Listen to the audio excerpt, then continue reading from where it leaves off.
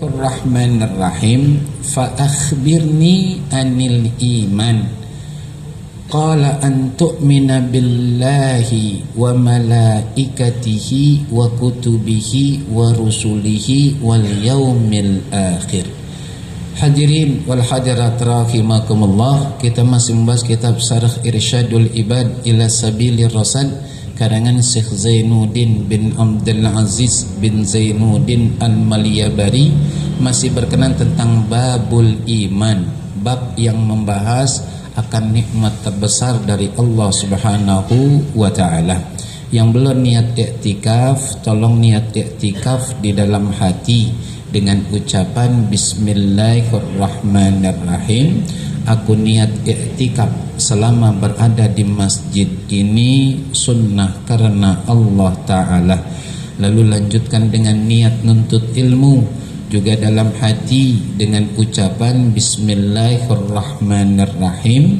Aku niat nuntut ilmu malam hari ini karena Allah Ta'ala. Semoga Allah Subhanahu wa Ta'ala memberikan kepada kita ilmu yang berkah, ilmu yang mudah, ilmu yang manfaat dunia akhirat. Amin ya rabbal alamin. Kita lanjutkan Bismillahirrahmanirrahim. Fa akhbirni anil iman. Ini mengenai tentang kisah sebuah hadis yang menceritakan Rasulullah sedang duduk-duduk bersama para sahabat termasuk Sayyidina Umar bin Khattab radhiyallahu anhu. Tiba-tiba ada seorang laki-laki datang mendekat kepada Rasulullah, mendekatkan dengkul mulia beliau ke dengkul mulia baginda Rasul, lalu meletakkan tangan beliau di paha mulia baginda Rasul dan bertanya beberapa pertanyaan. Yang pertama tentang Islam, yang kedua tentang iman. Nah, saat ini kita masih membahas tentang pertanyaan laki-laki tersebut kepada baginda Rasul, yakni tentang iman. Fa akhbirni anil iman. Wahai Muhammad, kata laki-laki ini, tolong beritahukan kepadaku apa itu iman. Qala, baginda Rasul menjawab, antu'mina billah. Kamu benar-benar sungguh-sungguh percaya kepada Allah Subhanahu wa ta'ala, wa malaikatihi, dan malaikat-malaikat Allah Subhanahu wa ta'ala, wa kutubihi, dan kitab-kitab suci yang Allah turunkan. Sedikit agak keluar, perlu penegasan. Kalau Al-Qur'an, kalau kitab suci itu boleh disebut kitab samawat, kitab langit yang diturunkan oleh Allah kepada para nabi ataupun kepada para rasul. Tapi kalau agama cuma nato,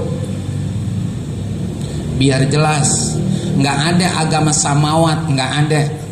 Yang ada cuman agama atau inna dina indallahil Islam. Nggak ada agama yang lain. Kalau yang lain itu keyakinan, bukan agama.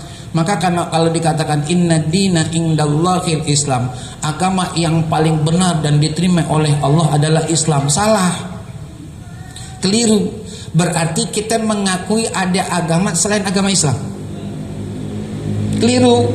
Ini akidah saudara, ini keimanan saudara. Nggak boleh kita campur adukan walaupun cuma setetes, nggak boleh. Dan lebih bahaya ketimbang kata-kata akibat nila setitik rusak susu. Ini lebih bahaya saudara. Jadi agama itu cuman Islam, yang lain keyakinan. Kok begitu? Dari zaman Nabi Adam alaihi salam sampai baginda Nabi besar Muhammad sallallahu alaihi wasallam, semuanya mengajarkan tauhid, mengajarkan untuk mentauhidkan Allah, untuk mengesahkan Allah dan beribadah cuman kepada Allah, titik. Maka nggak ada agama yang lain. Apalagi sekarang lagi rame, jangan ikut-ikutan. Jangan ikut-ikutan. Sebab kata Allah Subhanahu wa ta'ala, inna sam'a wal basara wal fuada kullu ulaika kana anhu mas'ula. Yang namanya mata, yang namanya telinga, yang namanya hati, besok kata Allah, Allah minta pertanggungjawabannya. Wala taqfu ma laysa laka bihi ilmun inna sam'a wal basara. Jangan ikutin kata Allah sesuatu yang ente kagak paham. Ikut aja udah ajaran orang tua kita, ikutin aja ajaran guru-guru, titik. Nah, selesai. Nih hati-hati, nggak boleh kita berbahasa begitu. Agama cuman atau ya, kita lanjutkan lagi. Jadi itu untuk kitab-kitab suci yang Allah turunkan ke atas permukaan bumi ini, yang Allah berikan kepada para nabi ataupun para rasulnya Allah Subhanahu wa ta'ala. Nah, itu udah kita bahas, alhamdulillah. Sekarang insya Allah beriman kepada wa rusulihi, rasul-rasulnya Allah. Ulama ada yang mengatakan jumlah nabi yang Allah utus sebanyak 124.000 nabi. Sedangkan untuk rasul itu 313 rasul. Supaya kita tahu dulu. Kemudian nih, jadi kita sekali lagi ya ngingetin doang. Kita ngaji keluarga nih. Hadirin wal hadirat, Bapak Ibu yang saya hormati, saya muliakan. Kita ngaji keluarga, jangan tegang-tegang. Jangan jadi beban, bawa enak, siap nerima apapun judulnya yang sumbernya dari Al-Quran dan hadis baginda Nabi besar Muhammad. Biar kita betah di majelis taklim, jangan kelasat-klesot. Nggak betah aja dah bawa aneh, ya kan? Iya, tapi kalau ngobrol dah, kalau ibu-ibu udah dituangin teh panas manis, gorengan, emplegan terigu, opak, kacang goreng, aurin garam, lame, iya, lame, bapak-bapak, judi online, jangan. Saya punya kawan, punya jamaah, yang saya nggak berpikir dia tuh judi online. Maaf ya, ini penegasan juga nih. Orang kaya aja main judi miskin. Ente susah belagu. Biar jelas, susah belagu. Tuh kemarin yang perempuan polisi, lakinya polisi, diborgol, dijudul tangga-tangga rumahnya dibakar gara-gara apa? Judi online. Ibu setuju lakinya main judi? Omelin bu. Bukan di sini maksudnya lakinya, di sini sih orang soleh semua.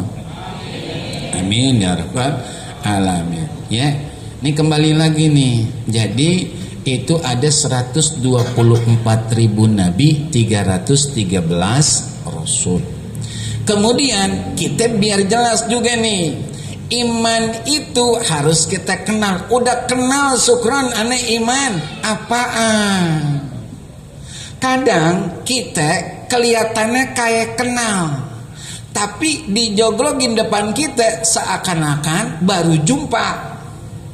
Ini yang kita bingung. Makanya perlu kita kenal, iman itu nikmat terbesar yang Allah anugerahkan untuk hamba-hambanya sesuai pilihan Allah.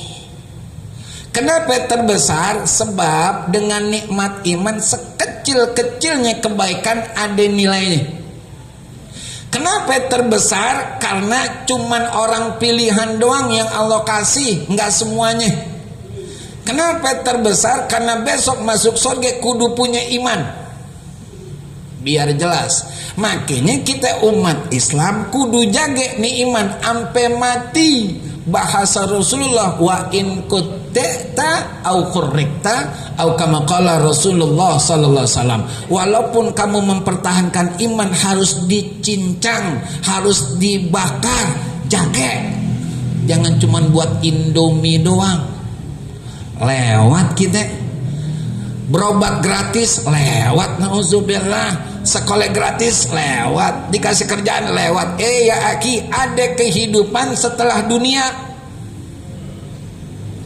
Biar supaya kita melek semuanya. Dan disitulah kita baru engah betapa besarnya manfaat iman yang Allah anugerahkan kepada iman. Iman ini adalah sesuatu yang diucapkan dengan lisan, Diyakini dalam hati, dibuktikan dengan perbuatan. Kalau dikatakan, oh ente beriman, alhamdulillah, bisa jadi dua yang pertama ada diucapkan dengan lisan, asyhadu an la ilaha illallah wa asyhadu anna, diyakini dalam hati insya Allah, cuman dibuktikan dengan perbuatan, ini masih tanda tanya. Mau yang perempuan ke, mau yang laki ke. Allah Subhanahu wa ta'ala berfirman, a'udzubillahi minasyaitonir rajim, qul in kuntum tuhibbunallah fattabi'uni yuhibbukumullahu wa yaghfir lakum dzunubakum wallahu ghafurur. Qul, katakan wahai Muhammad, jika kalian manusia saat itu dan manusia seluruhnya setelah wafatnya baginda Rasul benar-benar mencintai Allah, maka ikutilah Rasulullah. Ini bukti nyata kita beriman sama Rasulullah sebagai salah satu utusan Allah dari 120.000 nabi dan 313. Ikutin Rasul, fattabi'uni, ikuti aku, yuhibbukumullahu, pasti kata Allah, Allah akan mencintai kamu, Allah akan mengampuni dosa-dosa kamu. Itu janji Allah. Di ayat yang lain, wa ma atakumur rasulu fakhudhuhu wa ma nahakum anhu fantahu. Apapun yang datang dari baginda Rasul ambil, jangan pakai tanya, sebab udah pasti benernya.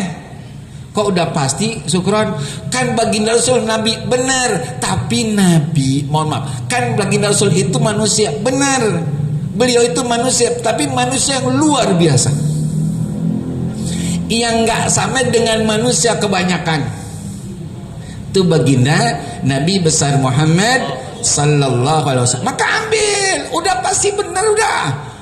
Sebagus apapun manusia masih boleh kita kudu hati-hati. Alias kalau yang cakep kita ambil nih, kalau jelek jangan. Semua dari Rasulullah nggak ada yang begitu, cakep semuanya.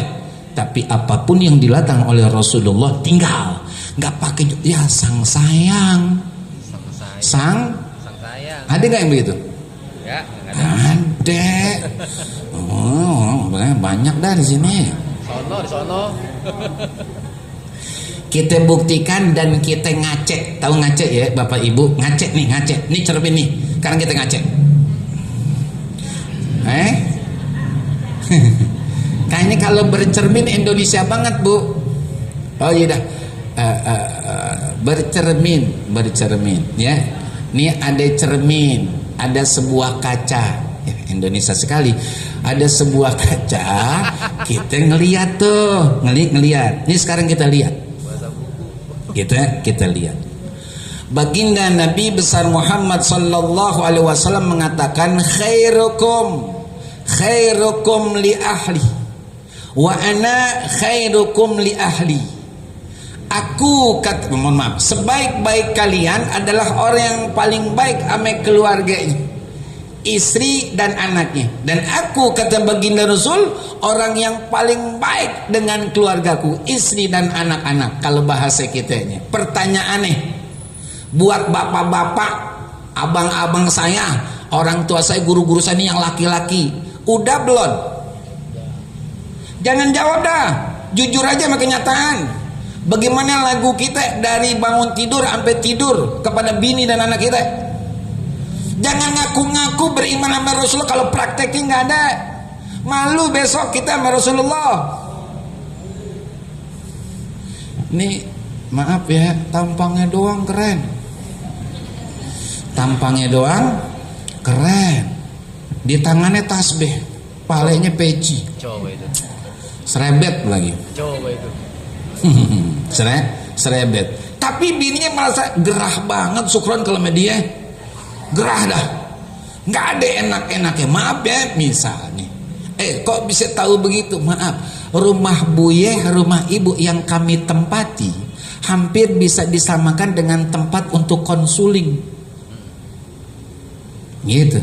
Maka kita tahu yang pernah saya ceritakan di sini, ya Allah, adek baru-baru ini serem dah pokoknya dah. Gitu. Makanya ini judul hadis Rasulullah, kita balik ini, kita bercermin. Kira-kira saya udah begitu belum ya? Kalau belum, masih mungkin berubah, dandanin, perbaikin, masih ada waktu. Wahai saudaraku, orang tuaku, guru-guruku yang laki, nggak boleh. Sukron kita pemimpin, ar-rijalu qawwamuna 'alan nisa. Salah saudara. Itu ar-rijalu qawwamuna 'alan nisa, tugas dari Allah buat setiap laki-laki muslim, bukan untuk arogan, bukan untuk diktator, bukan cuma modal tunjuk semuanya kudu beres. Nggak bisa. Ngaji kan gitu. Pernah kita sampaikan di sini, Sayyidina Umar bin Khattab radhiyallahu an, orang yang paling tegas, pemimpin yang nggak punya istana, tidurnya di bawah puunan, bajunya compang-camping gitu. Urusan hukum tegas banget beliau. Kan begitu. Dan beliau sangat takut kepada Allah dan sangat cinta kepada Rasulullah. Ketika diomelin sama bininya diem aja. Ini bapak-bapak, pernah gak bininya marah? Nah. Beradu emosi. Ya, diem aja. Ngapa? Kata lakinya, ngapa? Ngapa? Anaknya nonton ya begini. Nah, iyalah. Nih kata Rasulullah nggak pernah begitu. Rasulullah nggak pernah angkat suara. Hatta makannya asin pun beliau nggak komplain. Ini cuman asin dikit. Gara-gara ada janda sebelah, dikit. Masak apaan sih bu? Udah kagak enak begini. Emang ente mau makan di warteg yang ada jandanya? Cari alasan lagi. Bu, begitu laki-laki, bukan di sini bu. Nih Riki soleha semua, soleh semua nih. Ya, laki-laki itu modalnya diberikan akal yang lebih oleh Allah. Jadi dia pandai mengatur siasat. Makanya kata muallim al-maghfur laki Haji Muhammad Safi Hazami, laki-laki itu judulnya pabrik bohong. Setuju. Ini bukan saya buka, emang guru kita Allahyarham rahmatal abrar, pabriknya bohong. Tapi ibu jangan suuzon, nggak setiap bohongnya laki itu negatif. Naik lagi yang laki. Iya, nggak selamanya. Dibilang nih neng, duit gaji bukeda amplop, padahal maaf ya, jarak satu pasar sebelum sampai rumah udah dikebet tuh amplop. Udah dikebet, dicomot 200, masukin di pojok dompet. Kasih bininya, berapa neng segitu? Alhamdulillah. Padahal dia udah tahu jumlahnya berapa, tujuannya apa? Supaya ntar kalau terjadi sesuatu di jalan nggak bingung. Kan kalau duit udah dipegang bini nggak keluar. Aduh, susah. Maaf ya bu, maaf. Kan bukan ibu di sini. Saya bilang kan ibu, kecuali ibu di sini ya kan enggak. Saya nggak bilang begitu. Kalau udah dipegang ibu susah keluar. Sampai nungging kita. Ini bukan curhat, bukan. Itu biasanya tuh begitu. Nah, ini kita laki-laki tolongin dah. Maaf ya, jangan cuma ngaku-ngaku doang. Sebagai umat Rasulullah, beriman kepada Rasulullah dan apa yang dibawa oleh Rasulullah, tapi untuk masalah keluarganya ya Allah, berat itu. Jangan cuman istri nggak masuk surga kalau judulnya ngelawan sama laki. Laki pun kalau nggak tanggung jawab, pending surganya. Dipending bagaimana bininya. La ilaha illallah Muhammadar Rasulullah. Ya nih, ya tolongin itu. Bini juga begitu. Maaf ya bu, maafin. Jangan bandingin laki kita sama laki tetangga. Udah pasti kalah laki kita. Ya Allah, ya lihat aja yang ada dah. Maaf ya, umum bahasa ini saya nggak ngeliat kemana-mana nih. Kan jauh dari genah. Tahu genah? Jauh dari sempurna. Cuman ada mutiara ibu di dalam diri setiap suami yang muslim dan soleh, beliau siap tanggung jawab sampai besok di hadapan Allah akan hilap salahnya ibu. Abang ibu belum tentu siap, belum tentu mau. Adanya ibu belum tentu siap, belum tentu mau. Tapi laki ibu yang bukan saudara, bukan sepupu, bukan orang tua, siap untuk tanggung jawab setiap kesalahan ibu. Enggak ada kecuali suami ibu nih, walaupun bentuknya kurang begitu aneh, tapi tanggung jawabnya. Makanya istri yang solehah adalah istri yang kagak nusus, istri yang tidak mengumbar aib suami, dan mohon maaf nggak berani sama laki-laki asing. Kalau ada perempuan berani dengan laki-laki asing yang bukan saudara kandungnya, yang bukan ayahnya, yang bukan suaminya, itu namanya perempuan nusus. Itu jauh dari surga, Bu. Yang penting kan suami kagak tahu, suami nggak tahu, Allah Maha tahu.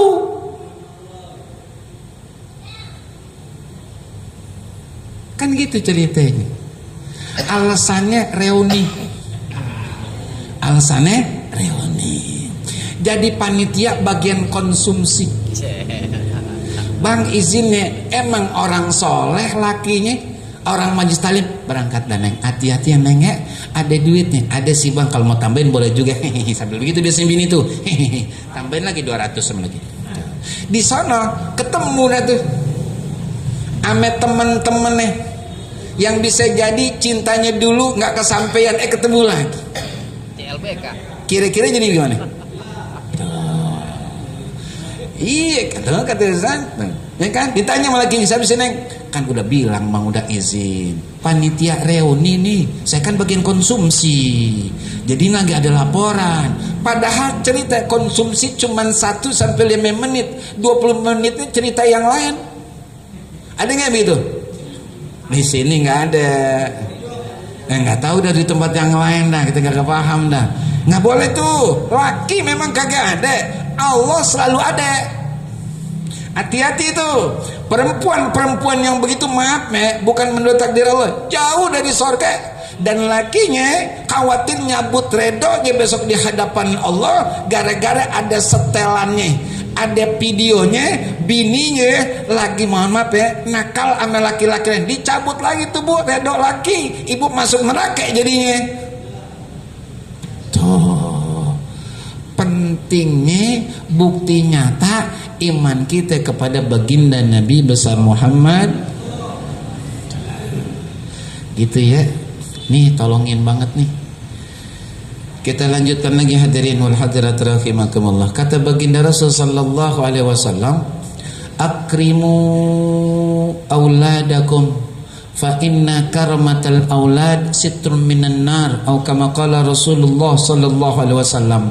Muliakanlah, kata baginda Rasul, wahai para orang tua, anak-anak kalian, karena sesungguhnya kemuliaan anak adalah benteng penjaga buat kalian para orang tua, biar nggak disentuh oleh api neraka. Pertanyaannya, sudahkah kita sebagai orang tua memberikan hak-hak anak kita secara penuh sesuai dengan kemampuan kita? Udah belum? Itu pertanyaannya. Syukron udah. Mana tuh motor listrik, tuh HP udah kita kasih, syukron. Itu bukan kebutuhan, itu kesalahangkahan orang tua. Mana ada anak gara-gara motor listrik jadi hafal Quran? Mana ada anak main HP jadi punya akhlak yang mulia? Nggak ketemu bu, pak, nggak ketemu, nggak. Biar jelas nih. Kadang orang tua begitu kan, yang penting dia nggak bikin pusing, syukron. Tadi nangis dah, emang senjata anak begitu, karena ditahu orang tuanya nggak pernah mau dengar anaknya nangis. Anaknya ira tuh, darah, diam, nih, gocap habisin aja, gocap habisin. Ditanya lagi, Neng, abang kemana? Nggak tahu ya. Tadi sih minta duit, mau lagi saya kasih 50 dah. Puyang boleh sayang. Seakan-akan aman orang tuanya, seakan-akan bebas ayah ibunya. Salah, keliru. Itu belum beriman kepada baginda Rasul. Karena kata Rasul tadi, muliakanlah oleh kalian wahai para orang tua anak-anak kalian. Cara mulia ini bagaimana? Maaf, bangun komunikasi ame anak. Bilang, nak, jangan selamanya kami nih ayah ibu dijadiin orang tua, jadiin temen dong. Tuh. Boleh nih yang biasa pakai serepet, pakai celana bolong, boleh nongkrong. Boleh gak kira-kira? Pakai celana bolong boleh nongkrong, ngapa? Iya, kalau kagak bolong gimana pakainya? Coba itu. Kan? Iya, ngobrol. Ini kan pesan minuman, pesan apa, ngobrol. Sampai jam 12:30 juga boleh. Emang apa? Ini untuk supaya anak nggak lari kemana-mana. Kalau anak nggak punya tempat untuk cerita di rumah, dia akan cari teman dan tempat untuk cerita dan dirasakan nyaman, nggak bakalan balik sama orang tuanya. Itu yang kurang diperhatiin sama orang tua. Duit mulu dah dikasih. Kan begitu ceritanya. Sekali waktu pastinya harus jadi orang tua, biar kita punya wibawa dan harus dihormati oleh anak-anak kita. Tapi nggak selamanya begitu, sebab anak-anak sekarang nggak kayak anak-anak dulu, dan itu dinyatakan oleh Rasulullah. Kalau bahasa kita, didiklah anak-anak kalian tidak seperti didikan orang dulu, karena dia ini pada hidupnya bukan di zaman kalian dulu, di zaman sekarang. Sesuaikan, tapi tetap punya pakem, batasan-batasan yang harus kita kenalkan sama anak kita. Tuh begitu. Berapa banyak orang tua yang rajin banget dah ibadah, tapi anaknya Allahu Akbar dah anaknya dah. Allahu Akbar. Pernah orang tua bilang begitu, saya salah apa sih Sukron? Emang apa wahai ayahanda, kalau bahasa kitanya? Saya kan di masjid mulu, saya di musola mulu, saya acara mulu. Artinya maksudnya nggak jauh dari hal-hal yang diperintahkan Allah dan diajarkan oleh Rasulullah. Kok anak saya susah diatur ya? Padahal cuma NATO. Nih, Allahu Akbar nih. Duit 800 juta sekejepan habis. Sekarang maaf, ibunya susah, dianya susah, ayahnya udah meninggal, anaknya nggak keurusan. Tuh, gara-gara apa? Tuh. Ini yang harus dicari tahu. Makanya kita orang tua dikontrol lagi diri kita, udah belum jalanin ajaran Rasulullah. Yang paling top itu ajaran Rasulullah. Begitu kudunya. Dulu sedikit cerita yang mungkin pernah saya ceritakan. 14 anaknya Buya. Nah Buya ngapain emangnya? Maaf nih, PNS bukan. Kali punya material enggak. Kan gitu. Kontrakan juga enggak. Alhamdulillah berkah orang tua, berkah guru. 14-14-nya keurus baik, enggak kurang. Dan setiap hari 4 orang, saya, Kak Iyang, Kak Didin, Kak Rorom, itu harus ada di rumah sebelum maghrib. Masing-masing punya tugas. Ada yang azan, ada yang judulnya imam, ada yang doa. Terlambat aja siap kena hukuman dari Buya. Selesai itu Buya kumpulin di ruang pengajian. Ayo buka Qur'annya, kata Buya. Nih mohon maaf ya, jangan salah paham, bukan nonjolin orang tua, tapi ini mengingat kebaikan orang tua kami dan guru kami pastinya. Kata Buya, ayo Jalal, Sukron, Didin, Raram, ayo tuh pegang Al-Qur'annya, coba surah Al-Ikhlas misalnya. Cari ada nggak di situ hukum tajwid. Kalau ada tolong tulis di kertas. Kalau memang benar semua Buya kasih hadiah. Tuh Buya. Pertanyaannya itu. Udah belum kita begitu? Sukron, masing-masing punya kebijakan benar. Anak itu boleh dilihat psikologi anak. Orang yang mendalami ilmu pendidikan anak, di antaranya adalah pahami kejiwaan mereka. Berikan apresiasi setiap kebaikan yang dihasilkan oleh anak. Kasih apresiasi. Misalkan, Mama, Assalamualaikum, Waalaikumsalam. Iya, kenapa Kak? Alhamdulillah Ma, aku nilainya bagus Ma, 5 besar. Kira-kira kita ngomong apa sama anak kita? Itu kan jawaban. Kenyataannya tuh, ya dari sana-sana Mama lagi sibuk, ribut aja dah. Tuh. Kasih apresiasi, peluk. Alhamdulillah, makasih ya Nak, makasih Bang, alhamdulillah, makasih Mama, Ibu, Mama, Ayah juga terima kasih banget sama kamu, makasih. Mau hadiah apaan sayang? Ada yang begitu ibu-ibu? Ada. Oh, saya tanya ibu-ibunya, jawab bapak-bapak. Karena saya tanya bapak-bapak, jawab ibu-ibu. Ada yang begitu? Kalau ada, top. Tuh kudunya begitu. Anak merasa dihargain. Anak merasa usahanya dinilai, dapat penghargaan, walaupun nggak mahal, saudara. Ini kan nggak begitu, anak dikompek terus, ngaji. Mau jadi apaan tak kau tua? Ngajang ngaji.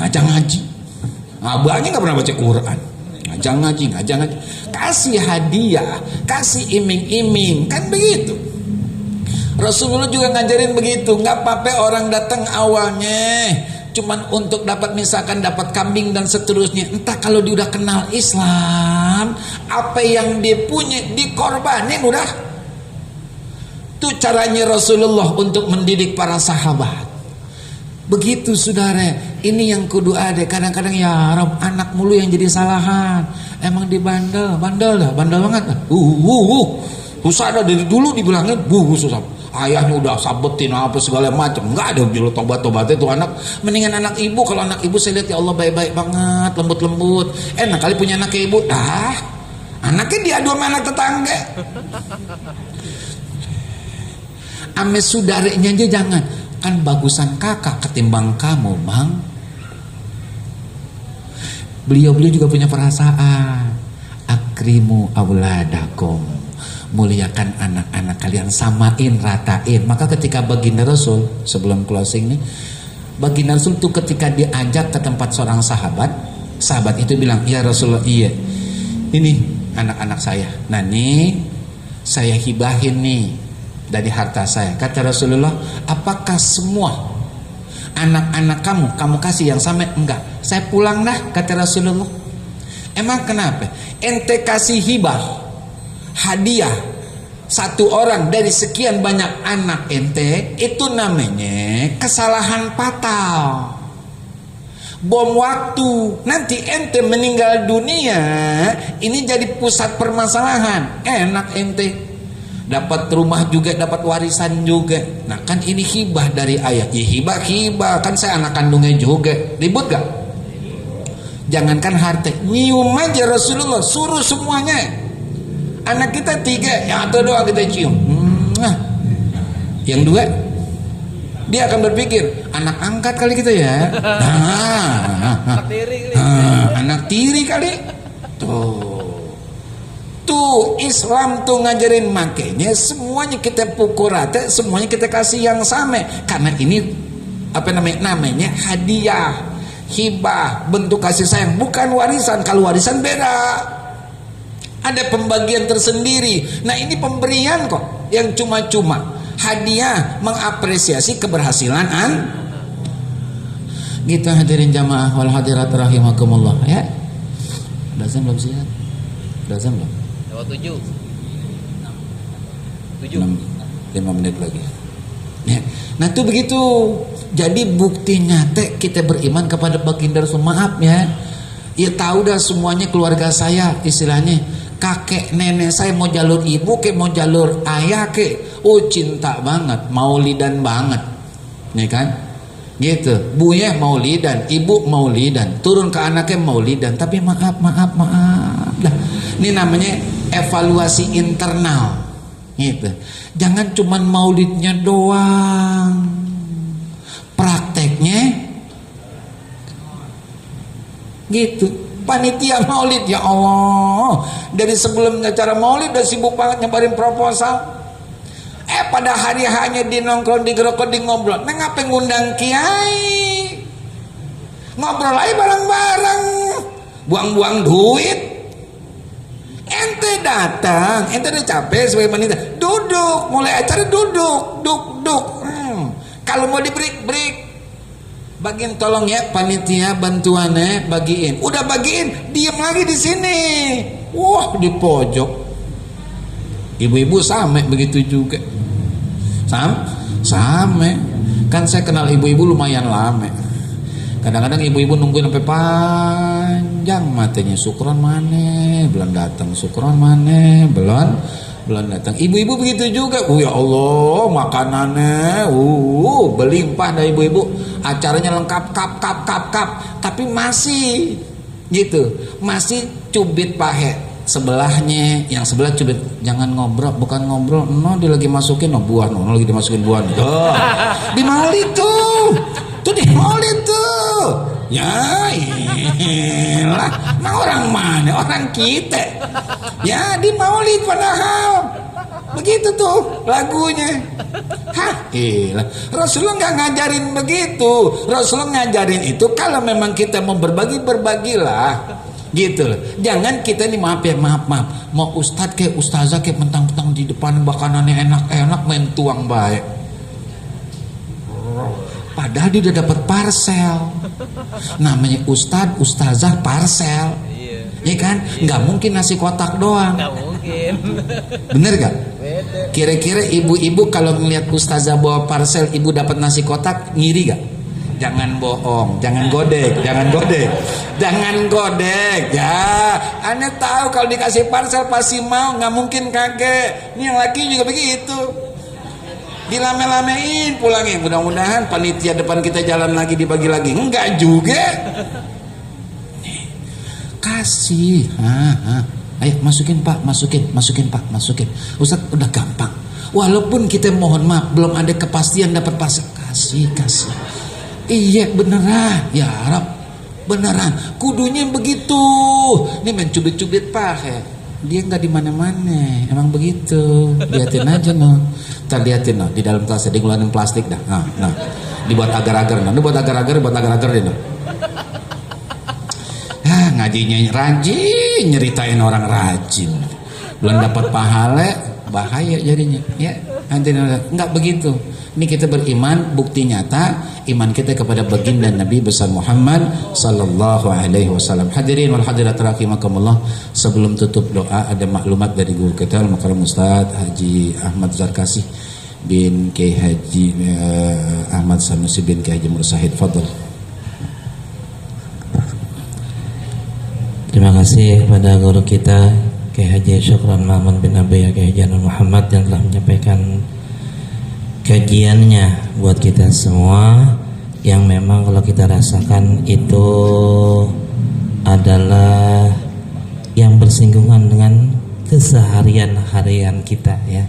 Mudah-mudahan ini menjadi tambahan ilmu buat kita semua agar keseharian kita ke depannya menjadi makin baik dan semakin baik lagi.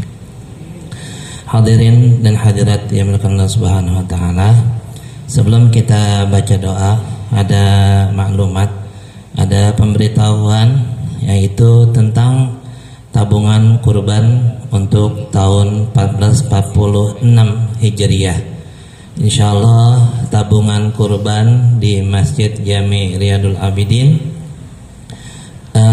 sudah kita mulai kembali karena minggu depan kita sudah memasuki bulan Muharram, dan tabungan kurban di Masjid Jami'ul Abidin berpatokan pada bulan Hijriah, sehingga nanti bulanannya akan ketemu menjadi 12 bulan di bulan Dzulhijjah tahun 1446 Hijriah. Ya, jadi tabungan kurban sudah kembali dibuka. Insyaallah besarannya selama 1 bulan itu tetap seperti tahun kemarin, yaitu kurang lebih Rp300.000.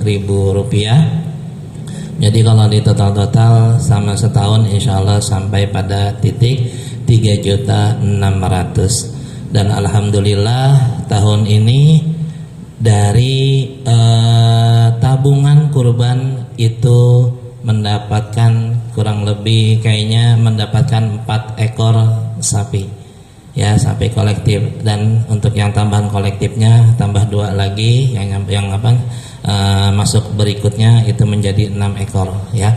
Alhamdulillah itu menjadi modal untuk panitia kurban Masjid Riyadul Abidin ya. Karena tahun ini kembali alhamdulillah panitia kurban Masjid Riyadul Abidin membikin paket yang tersebar ke 8 RT di sekitaran Masjid Riyadul Abidin. Itu yang tercatat di RT, belum lagi warga non RT di sekitaran masjid. Maksudnya dengan apa yang kita kerjakan itu berdampak kepada orang banyak, bukan pada pribadi perorangan, tapi berdampak pada orang banyak. Sehingga tabungan kurban di tahun yang akan datang 1446 Hijriah kembali dibuka, kembali di fasilitasnya masjid, insyaallah bersedia memfasilitasi. Tinggal kami menunggu konfirmasi dari Bapak Ibu sekalian. Untuk kartunya alhamdulillah sudah ready. Silakan kalau ingin yang ikut partisipasi tabungan kurban di Masjid Riyadul Abidin, silakan menghubungi Bapak Miun. Ini saja yang kami sampaikan.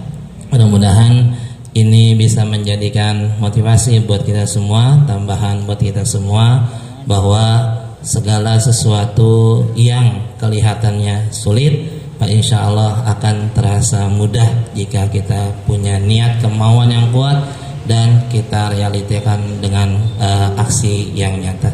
Terima kasih. Kurang lebih mohon maaf. Assalamualaikum warahmatullahi wabarakatuh.